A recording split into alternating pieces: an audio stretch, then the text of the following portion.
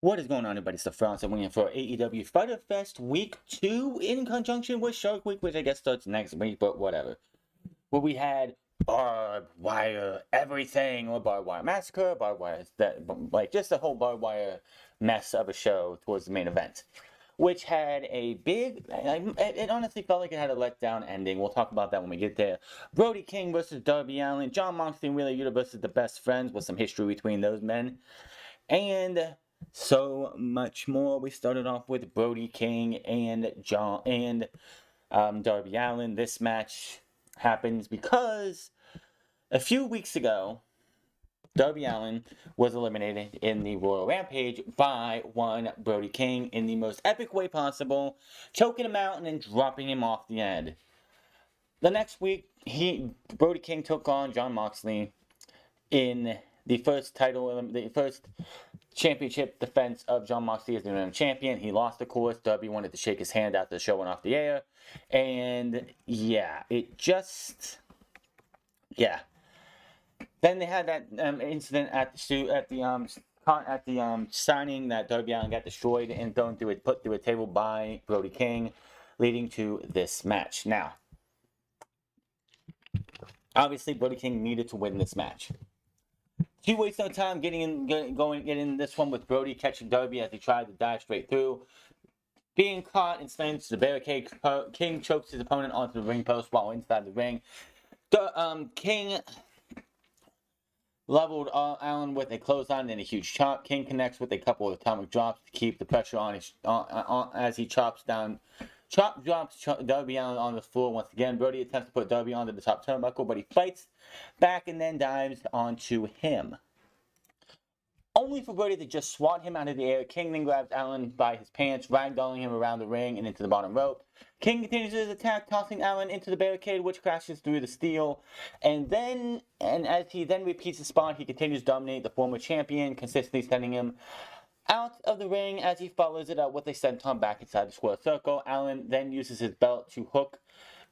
He goes and he's on the outside, and King goes to grab him, but Darby puts the buckle around his feet, drags him down, drags him out of the ring, and lays in a series of right hands before cannonballing through the bottom rope to hit to his opponent. Back inside the ring, he hits a coffin splash, but as he goes for another, King catches him with a sleeper and sets him up. He holds him with the sleeper over the top rope like he did during the Royal Rampage and just dropped him. Again. King looks for a cannonball, but Darby pulls himself up, and Brody hits the turnbuckles, then gets nailed with a code red, but King is able to kick out. Allin locks in the submission and tries to keep his opponent down, but he powers up and nails a cannonball, crushing Allin into the corner. Allin tries to fight back, but with an attempted stunner from the top turnbuckle on the ring apron, but King blocks it, uses his rear naked choke, drops him to the floor as he said, but he beats the count.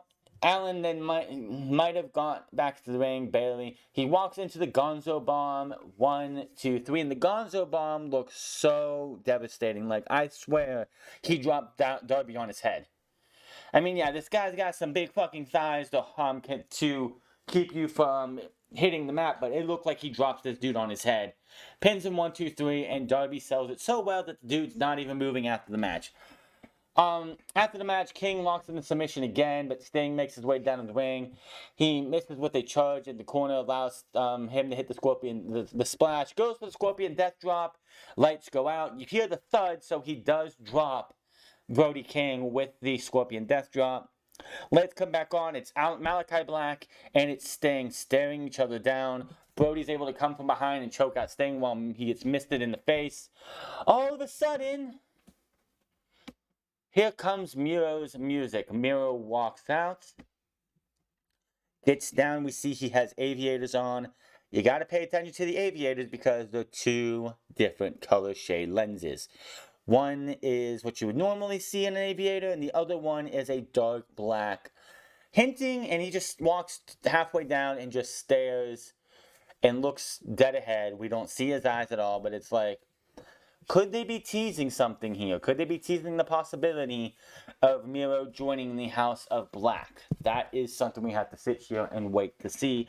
I don't know where Buddy Matthews is. I believe he is one on the long list of injured wrestlers, but Miro could be the guy to join the House of Black. And it could be one of those things where he's like, you know what? The best thing I can do is join these guys to kill them from the inside. Cole Carter. Mr. Old Two Dimes is sleeping with the fishes, and Cole Carter was resurrected and is back in All Elite Wrestling. Why is Cole Carter? Why am I talking about Cole Carter and Mr. Old Two Dimes over here? Well, Ricky Starks put out an open challenge for the FTW Championship. Cole Carter accepted, and he's having that match today. But that is later. Best Friends versus Jon Moxley and Wheeler Yuta. This was basically like the Best Friends. Of course, we all know Wheeler Yuta came into AEW. The Best Friends took him on. Well, Chuck Taylor and Orange Cassidy, Chris Statlander took him under their wing. The biggest thing Wheeler Yuta did with them was on every episode of Being the Elite, Chris Statlander would end up choking him out every single week. That kind of ran its course. Trent came back. Trent never liked him at all. So he said, you know what? Fuck these guys. I want to become better. I want to become an all elites. I want to be elite. So I'm going to go hook up with the Blackpool Combat Club. And he has become one of the most over guys in the company. Yet WWE E-Jones like AEW relies way too much on WWE ex-WWE talent. They don't build their own stars. I'm sorry. Do you not see Wheeler Yuta?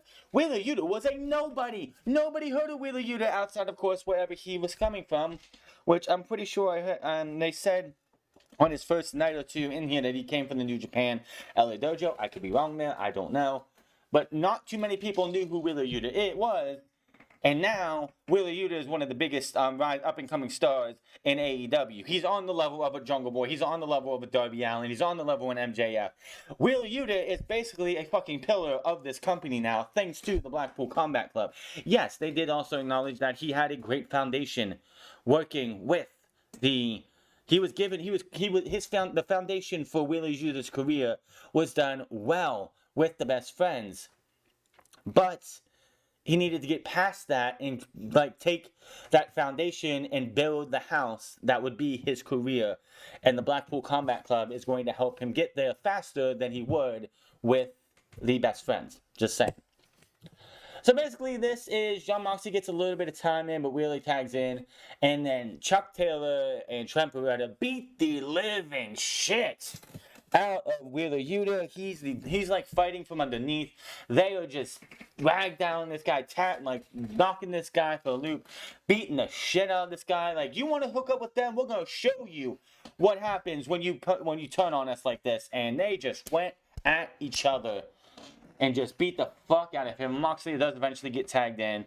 He runs roughshod over a while, but then Yuta eventually tags back in as well, and Yuta is able to catch Taylor into a cradle pinfall. I think they called it, what was it? The Awful Waffle. He pins Chuck Taylor. Cassidy was on commentary this entire match, barely said anything. But as soon as Wheeler Yuta got the pin, he says Chuck taught him that pin, takes his headset off, and tosses it down and walks off pissed off. So, yes.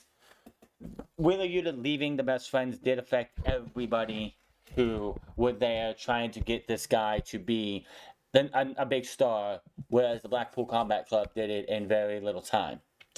Gresham versus Castagnoli at the Ring of Honor pay-per-view. We did get announced that Willow Nightingale will be on the 0 hour pre-show, I believe is what they call it, the 0 hour pre-show, against one Allison Kay, the one half of the Hex, former Ring of NWA Women's Tag Team Champions. So Allison Kay takes on them, and the trio 6-man tag team titles will be on the line as the Righteous take on Dalton Castle and his boys. I highly doubt Dalton Castle and the boys are winning the tag team title, the trios titles, but we'll have to see who the boys are in that match. So those two matches were added to Death Before Dishonor, giving us 6 title matches on the main card, and then of course the pre-show match with Willow Nightingale. I fully expect some other matches to happen, like we went into Supercard of Honor and like Colt Cabana was in a match. Dalton Castle versus Joe Hendry happened. Those matches were not advertised, so I fully expect to see matches like that happening on Death Before Dishonor, because there's no way you're getting a 3-hour pay-per-view that, like, I still expect 2 or 3 more matches to happen on this show, unless all the matches are going to be 20 to 25 minutes plus. Just don't see that happening. Tony Schiavone brings the new AEW World Tag Team Champion Swerve and Glory to the ring. Swerve reveals that Kevin Gates is in attendance. I don't know who the fuck that is. Apparently he's a multi-platinum recording artist. Good on him. And Keith Lee then asks him when he's dropping the Blacks. Lee expresses his eternal thanks not just to Swerve but to the fans. He says they don't look down. So if someone with a shot, they better reach at it. He then wants to toast for the titles, stating, "May it be limitless." When out comes Mark Sterling to ruin the fucking show. He appears and says they warned him and that they're lucky they got Swerve, didn't stab him in the back. Sterling says people against Swerve Strickland petitions almost complete to remove him from the roster. It's a fucking petition. How many times do you think in 2022 that a petition actually does something? It doesn't. And it's like, oh yeah, you got all these signatures for nothing. Fuck off. He thought it'd be great if Gates would sign the petition. He claims his music sucks, which leads to Gates coming out, but Tony Nese stands in his way. Gates grabs the chain of Tony Nese and then just stalks him once, and Tony Nese drops like he's dead. Strickland takes a nice cake they got from the local bakery, picks it up, probably from the local convenience store, and smashes it into Mark Sterling's face. And then he goes and toasts with Kevin Gates, so that was cool. Silver and Reynolds are backstage with the Butcher and the Blade as they joke around until the Butcher and the Blade beat them up, and Hangman and Alex Reynolds takes a hard shot into a concrete wall. Hangman makes the save. It will be the Butcher and the Blade versus Hangman and John Silver on Friday night on Rampage. So that is that on that. Christian Cage and Luchasaurus versus the Varsity Blondes. This was basically Christian Cage could have just wore his turtleneck and sat there and let Luchasaurus take these guys on a 2-on-1 handicap match, which it should have been, because Christian looks like he's going to start. He tags on Luchasaurus. Luchasaurus beats the shit out of both of these guys, chokeslams both of them on top of each other, and Christian then tags in, gets the pin, the win. That is that. After the match, Cage wants him to put him on it, have him put on Luchasaurus' shoulders. He does that when all of a sudden Jungle Boy's music hits up. Both of these guys are wondering what the fuck. He comes walking out with a chair. Luchasaurus is sent out front to play bodyguard. Jungle Boy looks at Luchasaurus, holds the chair up. Luchasaurus steps to the side, beside him. Crowd pops for this. He's like, go get him. Go get him. And he chases him. The veteran sprints away, running up the stairs as Jungle Boy chases him in hot pursuit. I am a little disappointed in this. I was hoping that when Jungle Boy went to go after Christian Cage, Luchasaurus would have grabbed him and hit him with a headbutt and kept show his allegiance to Christian Cage still. It'd be like, even Jungle Boy couldn't tear Luchasaurus away from Christian Cage. This just seemed like it happened too easily. It's like, yeah, you've been gone for a while. Go get him. Like, it's just questionable booking. Why would you just have Christian Cage? Why would you have Luchasaurus just turn on Christian Cage immediately after Jungle Boy came back? The whole thing should have been Jungle Boy has to go through Luchasaurus and bring Luchasaurus back from the dark side, and then he would go get Christian Cage. This was just Christian Cage gets Luchasaurus back by just showing a chair to him. What the hell was the point of the Luchasaurus turn then, may I ask? Gun Clutter show backstage where they explain they didn't accept the match with the claim. That's because they cut them out of their lives. But this Friday, Austin Gunn wants a rap battle with Max Caster. Yeah, okay, whatever. Becky Starks versus Cole Carter for the FTW Championship. This, of course, is for the FTW title. This was a good match. Cole Carter, Mr. Old Two Dimes is twin. I mean, Two Dimes is sleeping with the fishes. Two Dimes is gone. His buddy Cole Carter is back, showing you that he can go out there and have a damn good match. Him and Ricky Starks went out there, and Ricky Starks got a battle. Ricky Starks probably thought, you know what, this Cole Carter guy, he's nothing special. We can go out. I can go out there and win this match easily. This will be an easy win for me. But no, they went back and forth with each other. It looked like there were multiple times where it looked like, I'd say a few times Cole Carter looked like he was going to steal the FTW World title from Ricky Starks.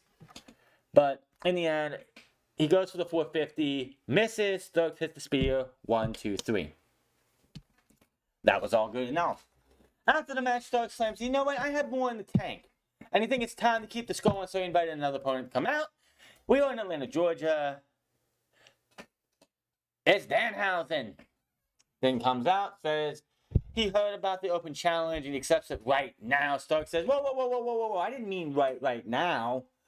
But next week, let's do this. FTW Championship. Ricky Stokes versus Danhausen. Comes the question. Was Danhausen meaning to have the match for himself or Hook? And what will Hook play into this match with Ricky Stokes and Danhausen? Will Hook become the next FTW champion? I think so. Everyone's saying that Hook needs to win a championship. Hook needs to be in a title contention. The FTW title is the perfect thing for Hook to get right now. So I definitely expect Hook. Either Danhausen like, I didn't mean for me, I meant for him. And out comes Hook to win the FTW title from Ricky Stokes. And of course, Ricky Stokes were trying to back off. Like, whoa, nah, this is bullshit, blah, blah, blah. And yeah, we'll have to wait and see. But right now, it's Hook, it's Danhausen versus Ricky Stokes at Fight for the Fallen, which is happening next week. Backstage, Tony surrounded with the baby, with Willow, Athena, and Chris Statlander. It was supposed to be a trios match with Jade Cargill, Kira Hogan, and Layla Gray versus Willow, Athena, and Chris Statlander. And all three women for the babyface side are dressed to wrestle, but Chris apparently had to set it out because Layla Gray is apparently unable to compete, which makes no fucking sense to me, but okay. So she has been banned from ringside, and that match will happen here soon. Athena did say, you know what, Chris? The women's championship will look great around your waist, while the TBS title will look great around mine. And I'm like, nah. The TBS title goes around Chris Statlander's waist. I'm sorry, Athena. Love what you got going on, but I do want to see, Chris Statlander become the next TBS champion. Give us a real TBS champion and not this fucking fake shit that we got going on with the most impressive 500 plus days undefeatedness of Jade Cargill, who's only had 32 matches. I could go undefeated for 500 days if I only wrestled 32 times and had to cheat most of the time to win those matches. I could do that too. So don't give me that fucking shit of, oh, this is impressive because she outlasted being undefeated longer than Goldberg. Yeah, well, Goldberg wrestled every fucking week, sometimes twice a week. So, until she actually starts wrestling every fucking week and sometimes twice a week, not impressive whatsoever. And Dark Elevation don't fucking count. She has to wrestle on Wednesday and on Friday every fucking week if you want me to be impressed with this undefeated streak. It's not impressive. It's never going to be impressive. She needs to lose that title ASAP, go back to fucking the Nightmare Factory, and learn how to fucking wrestle, because she still sucks in the fucking ring. But before we get to this match, we have FTR coming out to talk about their match against the Briscoes. This Saturday, 2 out of 3 falls. Cash says he'll never get used to that kind of reaction as the fans are popping big for them. He says no match has been bigger than their last encounter with the Briscoes until this Saturday. He puts over their opponents, but they say they won't take away their titles.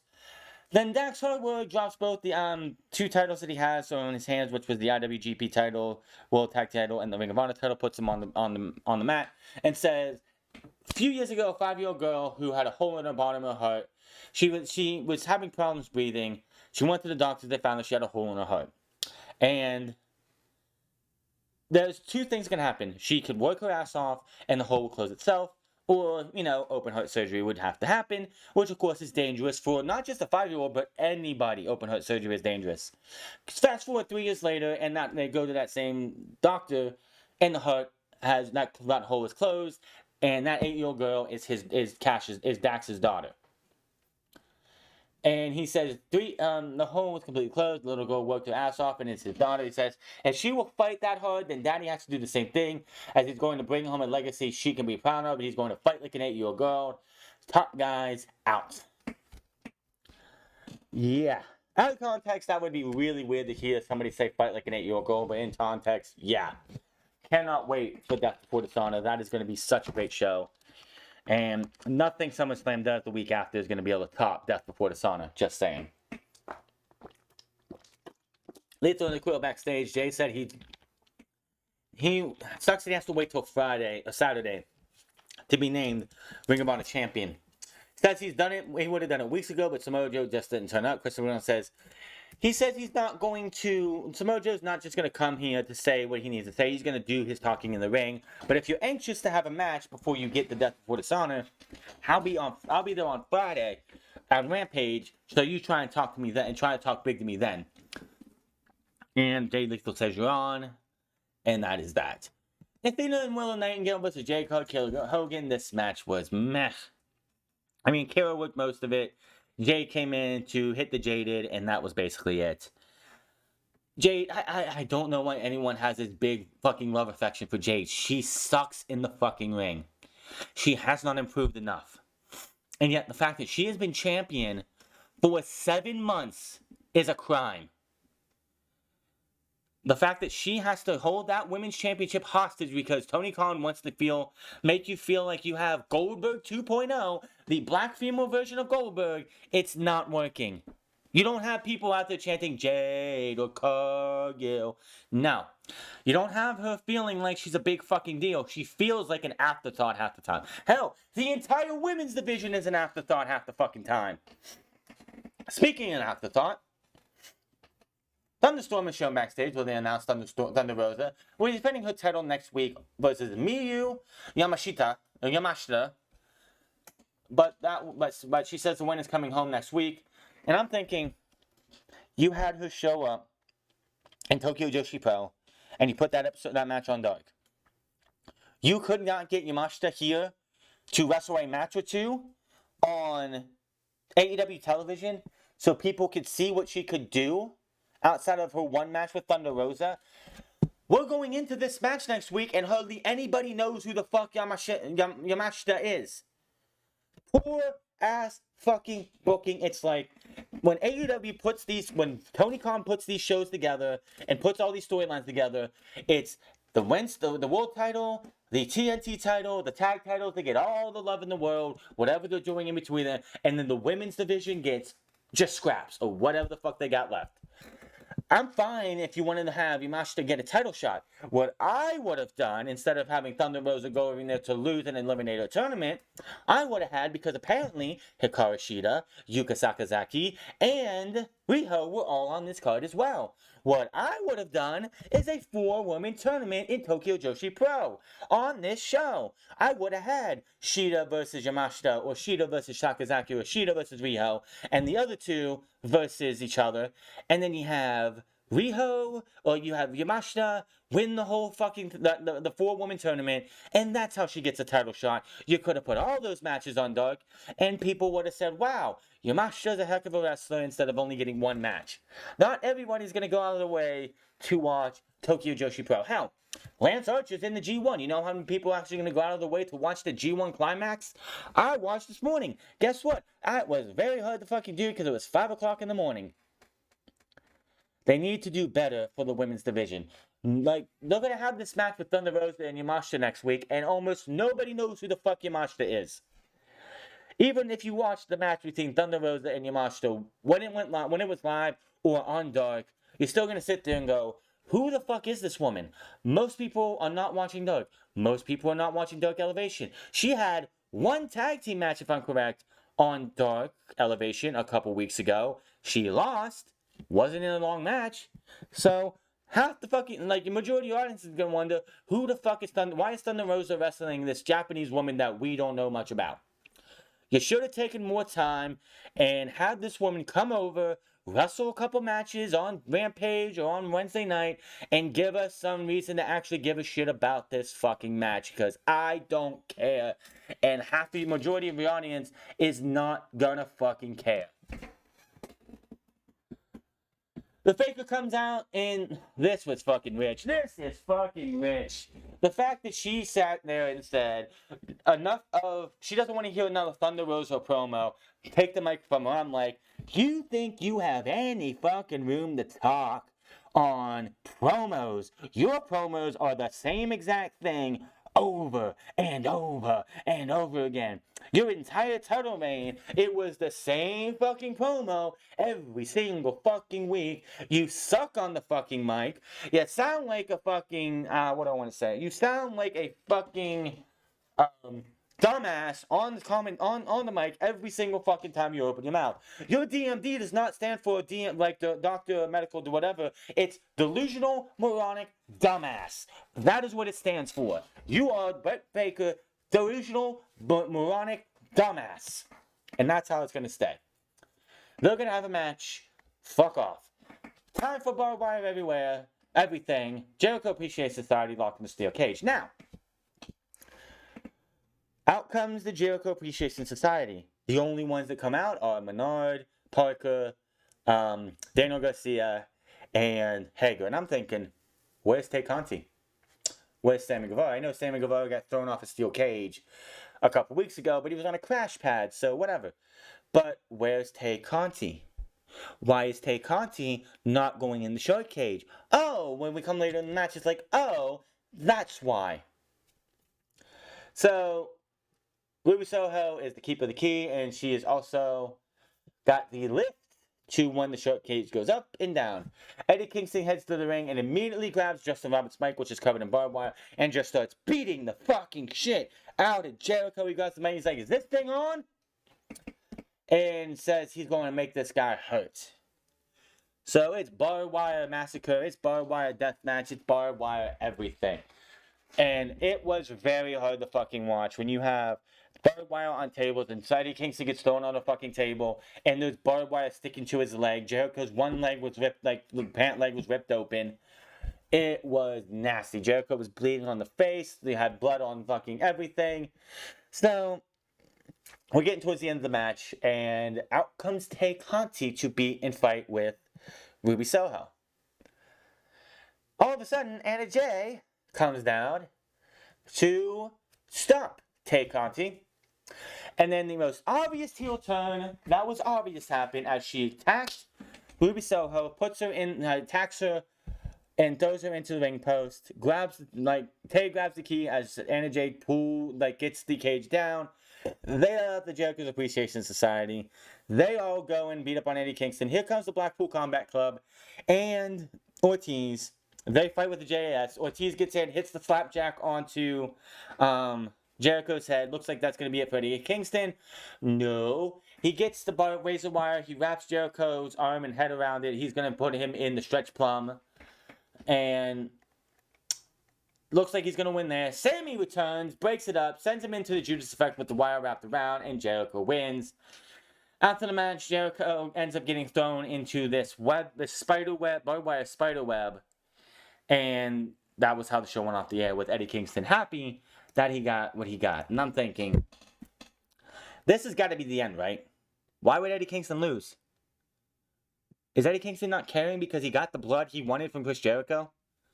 I was so waiting for him to take his, go and lick, get some Jericho's blood on his fist and lick it. He did wrap his arms up, his elbows, his forearms and his biceps up with tape. So, because there was a spot in here when the table was flat that Jericho put the walls of Jericho on him, and Eddie Kingston had to use his arms, which were wrapped up, to keep his chest from going into the barbed wire. This was real fucking barbed wire because when this shit got into him, it stuck. But it's like, please tell me we're not getting another Jericho Eddie Kingston match at All Out or something. This needs to be the end. If this goes on after this because Jericho got Eddie Kingston didn't get the win, I don't even fucking know. This is ridiculous. But Jericho won. The show overall was good. Just, that's it. Eddie Kingston and can move on to something else. The BCC could do whatever they want to do. we'll just have to wait and see what happens next week at Fight for the Fallen. More matches, of course, they said will be announced at Death Before Dishonor. I will have my predictions on Death Before Dishonor this coming Friday after SmackDown and Rampage. Hit that subscribe button, comment down below, like or dislike this video. Find me on Minds at the France Club, find me on twitch.tv/the France Club, and find me on Instagram at France Club. And I will see you guys on Friday for SmackDown and Rampage. Until then, mine is the France, and I'll see you guys later.